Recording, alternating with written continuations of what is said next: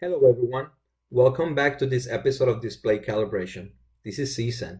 Today is the review of the Sony XBR900F or X90F in Europe, the follow-up to last year's all-around best TV for its performance, picture quality, and brightness, the X900E.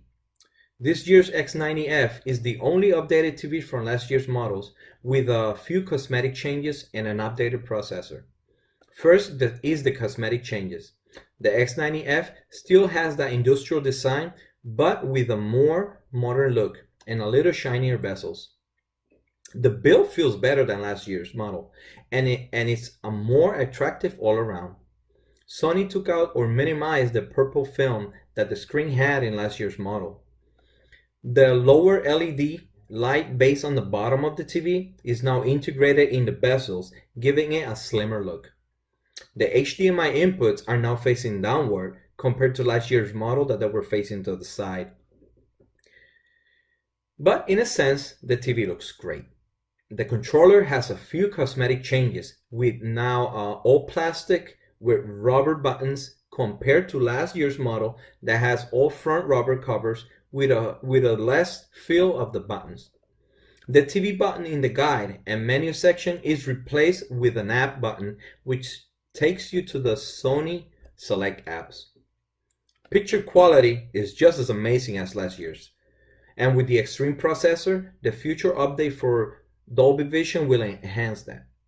Color gamut is around the same. Scrolling speed in the home section is similar or the same to last year's, even though this one has the Extreme processor.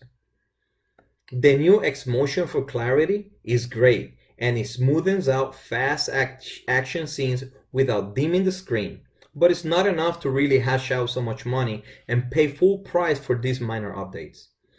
Even with the extended range and higher peak brightness, which is around 100 more nits than last year's model, the contrast did suffer a little to a peak contrast of 5600 to 1, and that's with local dimming at high. It's less than last year's, but the local dimming is more refined and improves in minimizing the blooming effect. I would rate this newer version as good as last year's. In conclusion, if you already have last year's amazing model, then this year's version is really not for you.